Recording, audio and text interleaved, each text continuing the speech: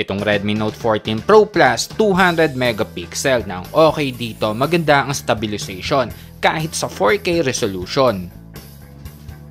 Lalo naman sa full resolution at high definition.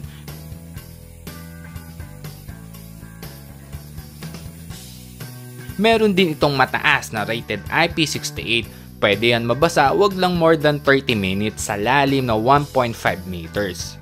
Pros ulit kasi sa screen protection, naka Victus version 2. Sa back panel naman ay Gorilla Glass 7i. Kaya feel mo talaga pag hawak mo sa unit ay maganda ang pagkakagawa. Nag-game test din ako dito sa CODM kayang-kaya. Ito rin yung available na settings.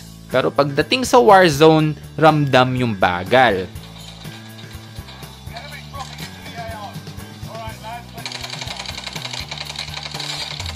Hello guys! Ako si Kuya Gizmo at ito ang aking channel. Today, mag-quick unboxing tayo itong bagong release ng Redmi. Ito ang Note 14 Pro Plus 5G. Check natin ano yung nasa loob ng box, aesthetics, specs. Tara, unbox na natin.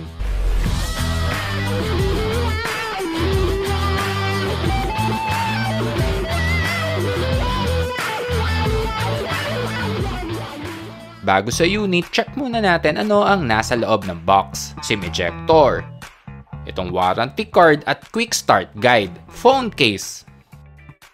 Sa pinakaloob ng box, itong Type A to Type C cable.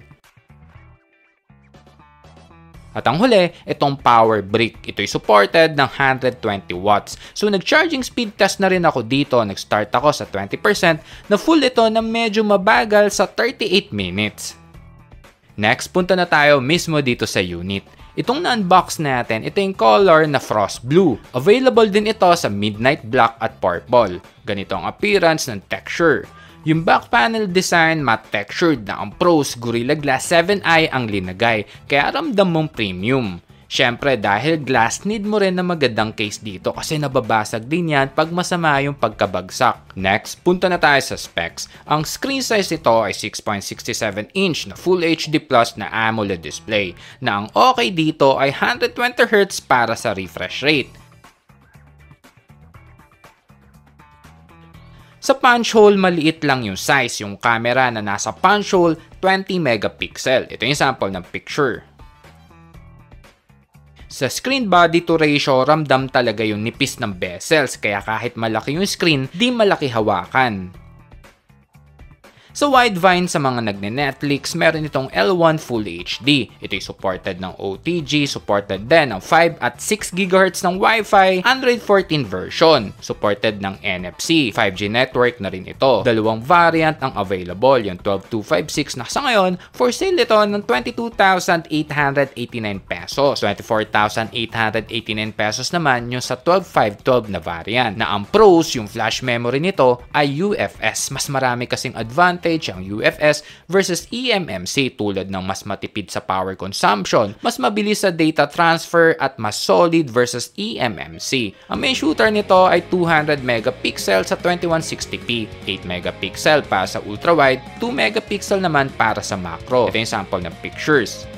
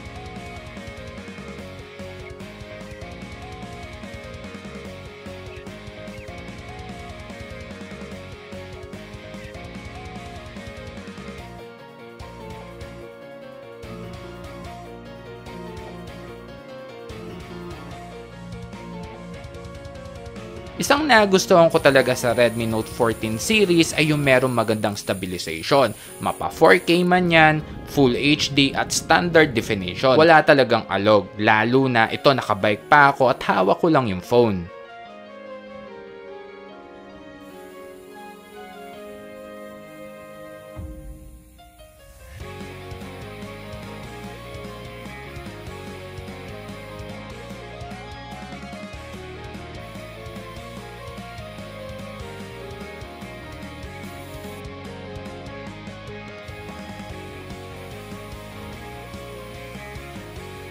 At kahit sa zoom, wala pa rin niyang alog.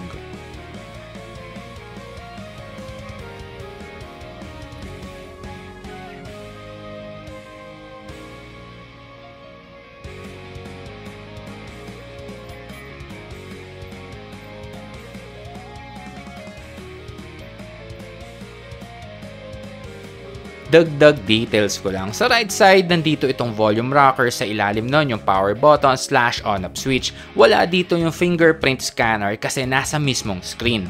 Sa left side, walang nakalagay. Ramdam talaga yung nipis ng frame. Sa ilalim, yung speaker grill, charging port, primary mic, at yung sa SIM tray. Cons, wala ito para sa SD card. Pero dahil 512GB ito, okay lang naman na kahit wala. Sa taas naman yung pangalawang speaker, IR blaster, at yung pangalawang microphone. So dual speaker ito. Ito yung tunog ng speakers.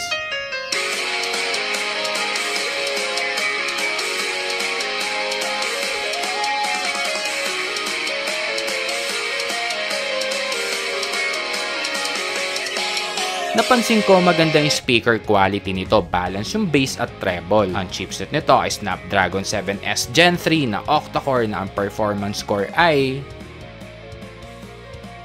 So nag-game test ako dito, linagay ko yung link sa comment section para di sobrang humaba, para makasave din ng time sa mga hindi naman gamer. Ang goal natin sa game test para ma-check natin kung playable ba or kung malag ito sa mga game apps na itetest natin. Detalyado yan mula sa game time, battery consumption at phone temperature before and after ng games. Dito na tayo sa last part, itong conclusion. Tanong natin, sulit ba para sa halos 25k na smartphone? Sa akin hindi. Oo, maganda ibang components pero bitin ako sa chipset lalo kung mag-games ka. Sa Warzone, hirap din sa gameplay. Sa Warzone mo kasi masusubok kung maganda or hardcore yung chipset mo. Pero kung into vlogging ka lang naman at video editing at fan ka ng Redmi, pwede ito sa'yo.